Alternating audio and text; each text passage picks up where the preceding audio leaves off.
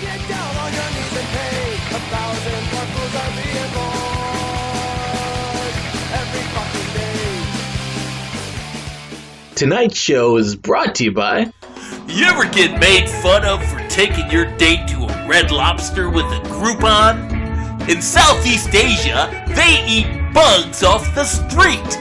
I bet those girls wouldn't say no to some Cheddar Bay biscuits. And did you know you can feed a young woman in sub-Saharan Africa for a month for the price of a cup of coffee? Imagine what they'd do for a grande frappuccino. So if you've had it with getting rejected by these uppity American chicks because you have a taste for perfect tens when maybe you're just a 2, it's time to give DateThirdWorld.com a try. But don't take my word for it. Listen to some of our satisfied customers. Hey, this is Arnold from Tucson. Mother used to call me a lazy slob because I never do the dishes or take a shower, because I weigh 300 pounds. Well, guess what, Mother? My Nicaraguan girlfriend thinks I'm a stud, and now I'm putting you in a home.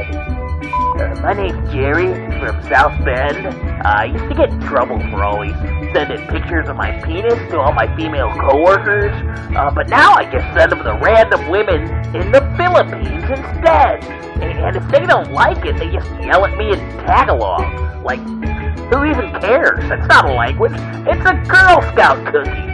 Just from Lexington. People used to always call me a racist because I'm always talking about the Jews and the blacks. But they can't call me that anymore because I went on DateThirdWorld.com and I got me a wife from the Congo. You wouldn't believe how good she cleans my house. It's time for a change. It's time to turn your fortunes around. It's time to take flight to the lovely ladies of the Third World. Hello and welcome to episode 35 of the War On Morons, where we speak truth to stupidity. I'm Anissa. And I'm Jay. And if you can't tell by the 3 a.m. fireworks your neighbors have been shooting off for the past month, it's Independence Day week in America. Yeah, are you sure that's not gunfire from the rioting and looting outside? Seriously, though, it's times like these that it's important to take a step back from the issues and celebrate our freedom as Americans. Which we'll do as soon as we figure out how to leave the house without going to jail for not wearing a muzzle. Or how to broadcast this show without being shadow banned. Anyway, you knew how to find us, and we definitely want to thank you for tuning in tonight and tuning in every week because your support is what keeps us on the air. That's right. If you're a fan of the show and want to join us in the fight against morons, subscribe for free at thewaronmorons.podbean.com so you never miss an episode. New episodes drop every Monday night at 7, but subscribers get access as much as 3 days in advance. And remember, we want to hear from you, so don't be shy. Call into our hotline at 813-906-9099. Catch us live on the air, or leave us a message and we'll play it on the show. And last but not least, we need more soldiers on the front line of foolishness. So if you like the show, follow us on YouTube, give us a like at facebook.com/waronmorons, leave a review on your favorite podcast app, or best of all, share us with your friends. Yes, please share. Now for this week's Top Morons.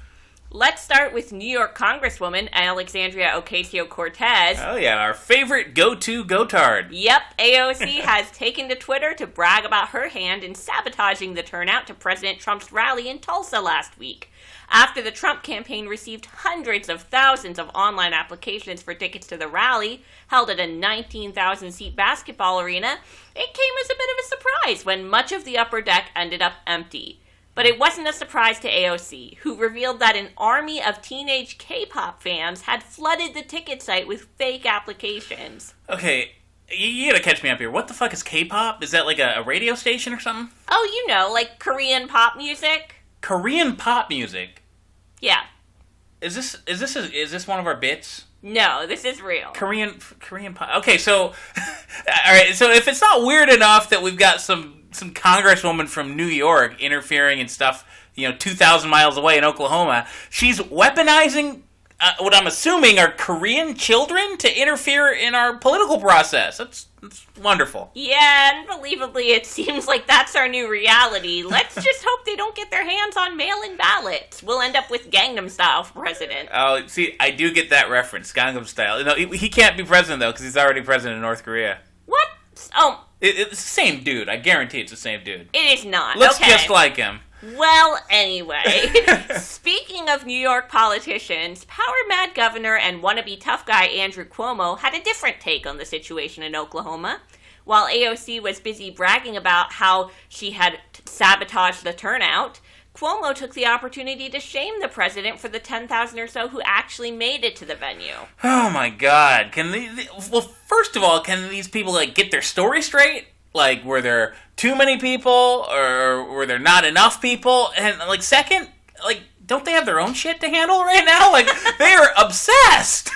I swear. I mean, here's Cuomo's position. I mean, a large political rally, he says, is dangerously irresponsible in the age of coronavirus, which apparently made a comeback after taking a few weeks off for massive left-wing protests. Yeah, I mean, if only Trump was there screaming about, black trans rights or whatever the hell they were doing in Brooklyn. Either way, I just think he's jealous, What do you mean? Well, I mean, Cuomo, you can't say he doesn't want to have a crowd that size, Okay, I mean, I guess you're right. Yeah, he'd hold a speech at a nursing home.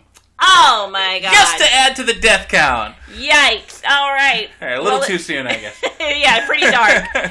If you thought the COVID politics were contradictory in New York, one Florida bureaucrat made the headlines last week when he demanded that people wear face masks while out drinking at the bar. Oh, my God. All right. I mean, isn't that a little counterintuitive? Oh, no. I mean, he's the health officer for the Orange County Department of Health, and he claims it's a medically sound prevention strategy. I'm really starting to wonder where these people got their degrees. So, all right, to wear a mask, which you pull off and you put back on between every sip of your drink, that's a prevention strategy. Right. Well, I mean, honestly, if we're going to be that stupid, why not just cut a hole in the mask and then jam a straw through? Hey, as long as it's not a plastic straw, they'd probably be all right with that. Oh, yeah, in Florida, you got to think of the sea turtles. Yeah. But are they still down with banning the plastic, or is that taking a vacation while they make us all wear these fucking plastic masks? I think the sea turtles are safe for now. Fuck the turtles. Oh, my God. But it doesn't really matter anyways because they closed down all the bars in Florida, so... Yeah. You got to drink at a restaurant now. Yeah, no, you can actually. This is wonderful. Yeah, they close the bars, but a restaurant that has a bar is just fine. Or if you go, apparently they'll just give you your alcohol to go. Right. You just go there and pick up a 64-ounce gallon jug of margarita. So drinking and driving is cool. Yeah, they just hand it to you. They say, all right, have a good day. Thanks for being safe. Get behind the wheel. Go home. I mean, they're just admitting their own hypocrisy. On one day, they'll say, oh, yeah, just wear a mask at the bar. That's practical. This'll totally work. And then the next day, they're like, nope, never mind. You can't go to a bar at all. Are you actually telling us things that make sense, or are you just making it up as you go? It's like Simon Says. They're just trying to see what they can make us do. I'm going to show up with a fucking luchador mask. Hey, I'm wearing a mask. There you go. Rey Mysterio. Well, look, with all that said, not everyone in Orlando is on board with the city's new face mask orders, as one determined senior citizen demonstrated at a Walmart earlier this week. When a masked employee tried to prevent the barefaced retiree from entering the store, he fought the employee off, shoved him out of the way, and stormed into the soft drink aisle. Yes. Unfortunately, before he could secure some great value soda, his nemesis returned with backup to force him out of the store. I mean, this old guy was really, really serious about getting his frickin' discounts. I mean, honestly, the video's worth looking up. The guy's I was speaking of Rey Mysterio, the guy's 5 feet tall. He's probably 70 years old, and he's fighting off these 6 foot plus Walmart employees like he's Cotton Hill or something. I killed 50 men for that case of Dr. Thunder without a mask. Oh my God. Yeah. Look. I'm all about it either way. I mean, at least somebody remembers this is supposed to be a free country. Yeah, well, if you liked that, you'll love this story. One North Carolina anti-lockdown activist has ironically found a way to go viral. Get it? viral in his opposition to Governor Roy Cooper's proposed statewide face mask requirement. All right, how did he do it? A fight club at Costco? Well, not quite.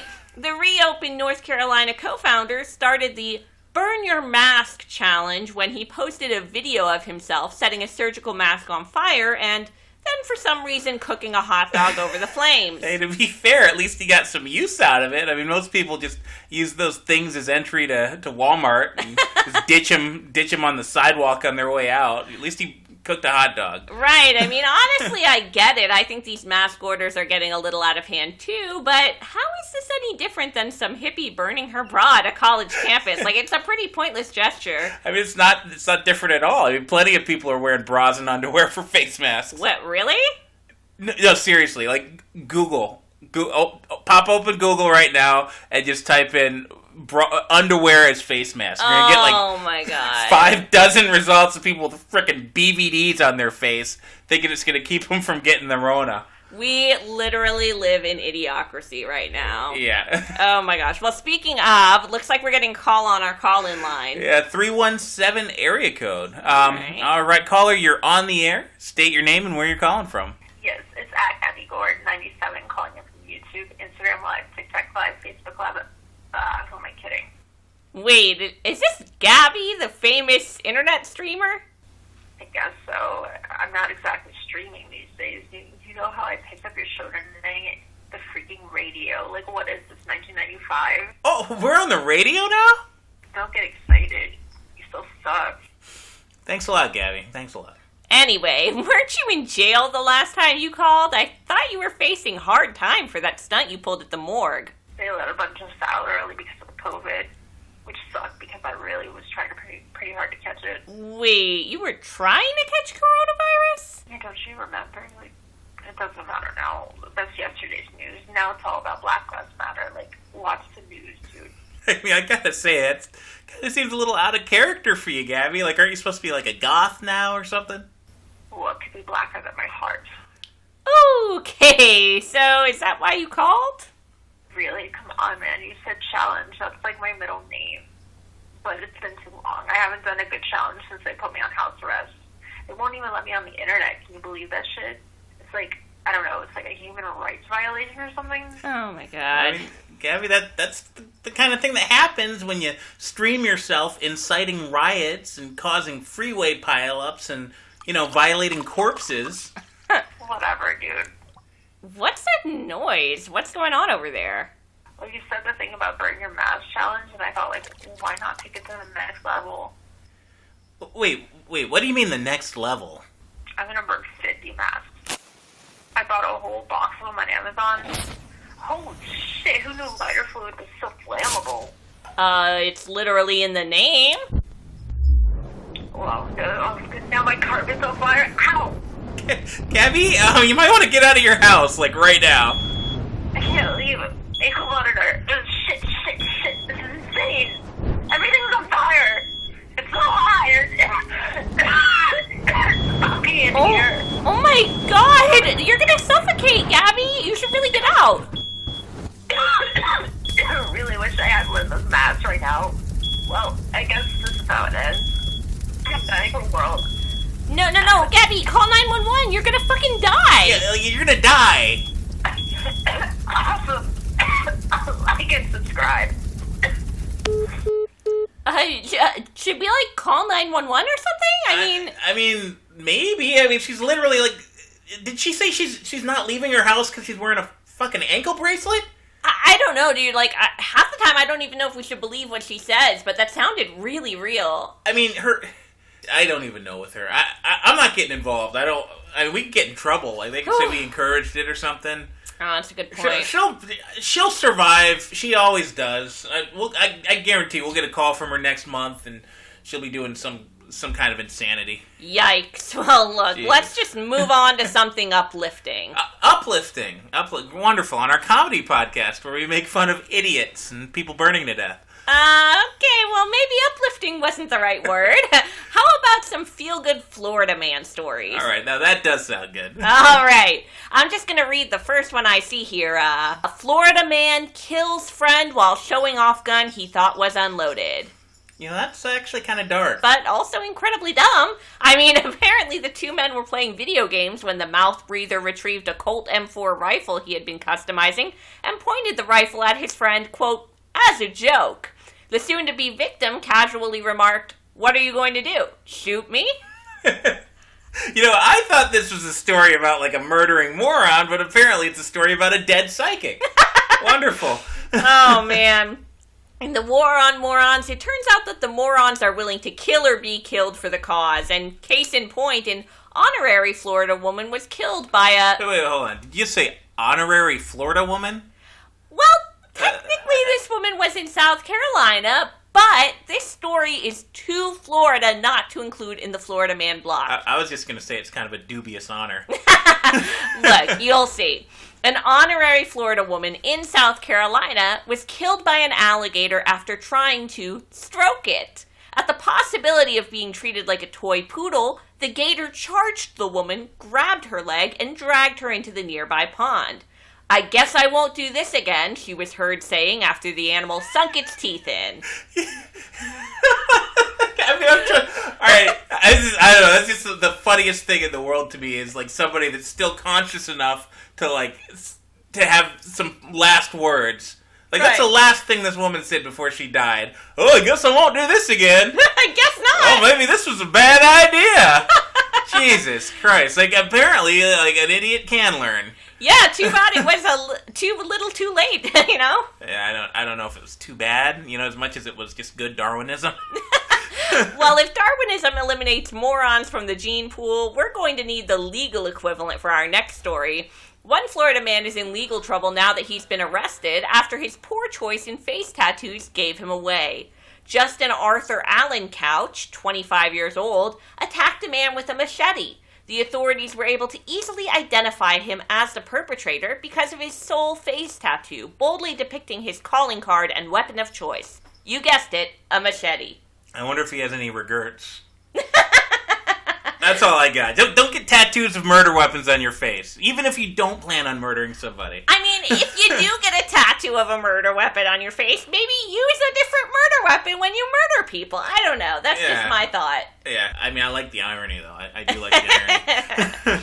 Look, while some men wear their crimes on their face, others choose to let their wild card remain a mystery, as one pastor found out when a random Florida man attacked and pushed the pastor and knocked churchgoers to the ground because their outdoor church service was too loud. Yeah, I've been there. You've been there. Well, I haven't been to this specific church, but I can definitely sympathize with people being too fucking loud and wanting to go medieval on their ass. I mean, I hope you don't actually act on it. Well, I mean, isn't this why Jesus went to the temple and started flipping over the tables? Holy cow, pretty soon we're going to have to feature you on our show. They were rocking too hard at the church. He didn't like it. It was noisy. He went in there and he started flipping ass. Oh, my God. Look, the funniest part of this story, besides just the image it portrays, is the fact that as police took the attacker into custody, he started yelling, "Rape!" and "I can't breathe!" He was yelling rape? Yes! So this was at a Catholic church? The real puzzler here is, how do you get a face tattoo showing you attacking church services? They'll find a way. Oh, we're getting a call. Oh, man. All right, let's pick it up and see who this is. Hello, caller. Why don't you tell us your name and where you're calling from? This Reverend Jeremiah calling from Mississippi. How you doing, Anita? Oh, Reverend, I'm doing just fine. How are you? You ain't gonna be doing fine for long. I've been listening to your show. But more importantly, Jesus Christ has been listening to your blasphemy and your hatred for the Christian church. I can't believe what you're saying right now about that pastor in Florida. Well, I mean, we didn't say anything bad about the pastor. We were... You tried to damn the man's name for fearing the Spirit of the Lord. No, we didn't do that at all. Why do you even listen to our show? Listen. You can't talk bad about a man of the cross whooping the ass of a parishioner. You understand? Wait, what? He's whooping the ass of a parishioner so he can feel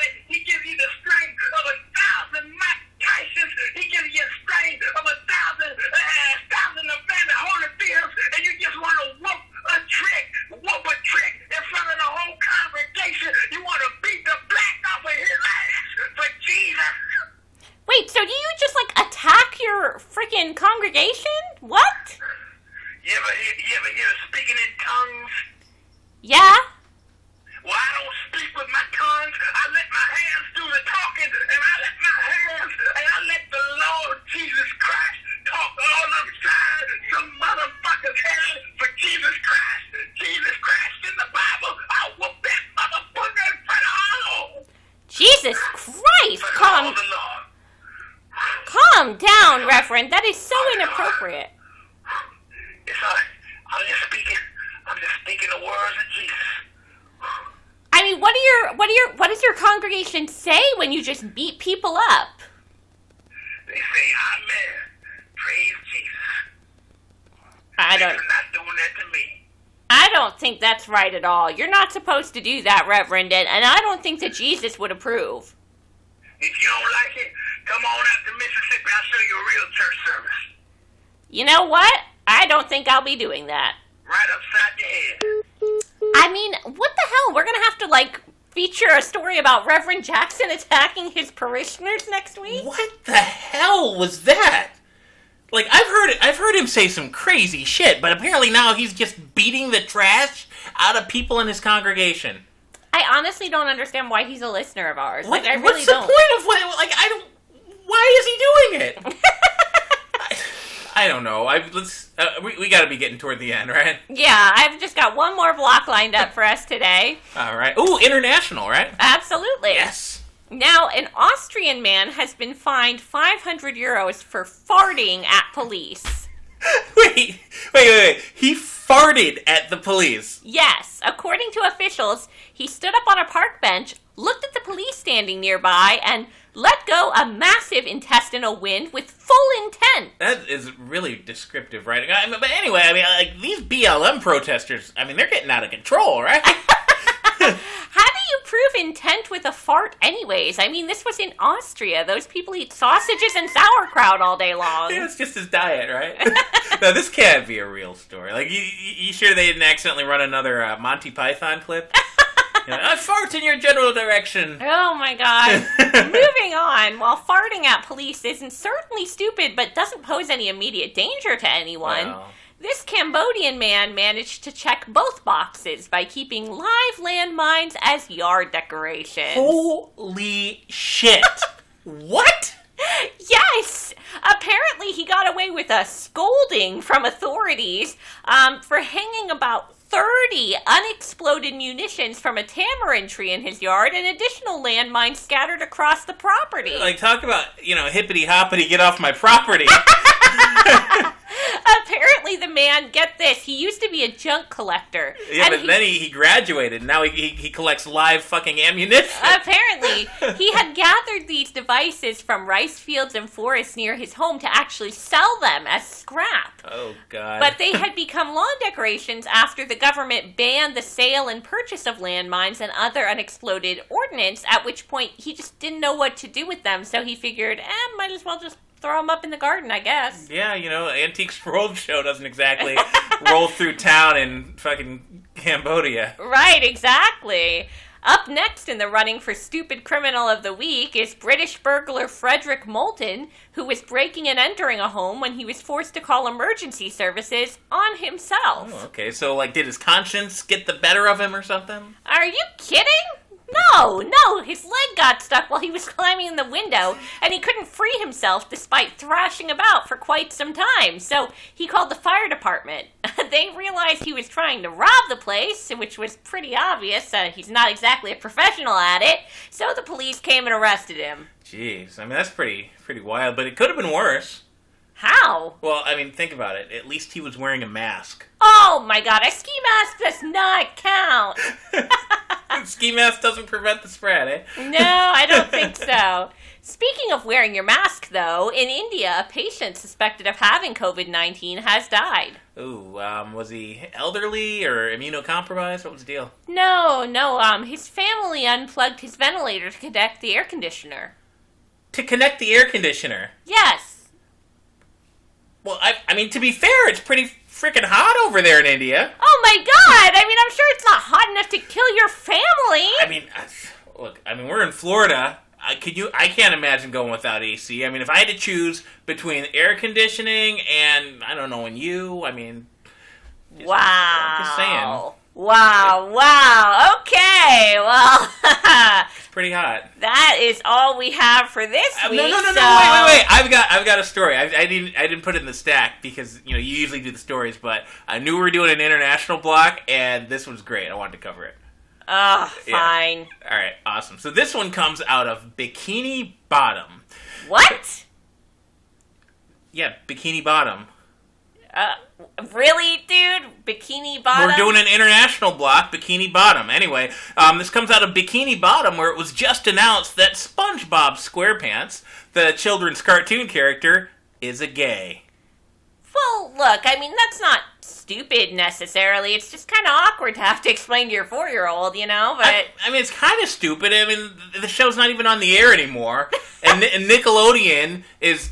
I mean, I didn't know that you had to virtue signal the grade school kids, but they're retroactively, issuing sexual proclivities for their cartoon characters. I'm pretty sure that the actual creator of SpongeBob went on the record saying he wasn't gay. He was, asexual because they're, kids show characters. But I guess that's all out the window now. The fact that he had to go on the record for something like... They probably posthumously, canceled him. Right. Oh, how dare he not make his cartoon fucking Sponge a homosexual. Everybody knows, man, he likes to, get it on with Patrick the what the hell's Patrick? I don't even know, a starfish, I guess? A starfish? Yeah. What a weird show. Anyway, I think it's stupid. All right, well, let's see what this caller thinks. It looks like we're going to call in our call-in line, and we've got time for one more call. California, do we need to take it? Let's give it a try. All right, California, you're on the air. State your name and where you're calling from. Hi, this is Pam from Santa Cruz. I'm an educator out here in... Pam, I know... God damn it, Pam, we know who you are. Honestly, I can't believe you have the gall to call our show after that stunt you pulled a couple weeks ago. You tried to take our show off the air. I was not trying to take your show off the air. I was trying to offer an opposing viewpoint, a better viewpoint. Yeah, well, I get it. Anyway, I mean... You got through somehow, so I'm sure there's a reason. So what's going on in Cuckoo Land? Well, I'll have you know, I think it was not only brave, but the right thing for Nickelodeon to do to, allow SpongeBob to live authentically and come out of the closet. I think they're setting an example for what we need to see on a much more widespread basis. I mean... he's not a real person, right? It's a cartoon for little kids. It's important for the development of children to be able to see these role models and understand that they too can grow up to be just like them. I mean, I'm using this as an example when I teach my children in a new curriculum about sexual inclusiveness. Sexual inclusiveness? Jesus, Pam, don't you teach 5th grade or something? I teach 3rd and 4th grade, yes. And, it's very important to start at a younger age because children can get very confused as they enter into those years. And so, this is something that we're talking about, and I think more cartoons need to be talking about this because, SpongeBob SquarePants isn't the only character who's been forced into the closet. Oh my God. Okay, so I'm honestly... I'd love to hear your take on this. So there's more secret gay cartoons?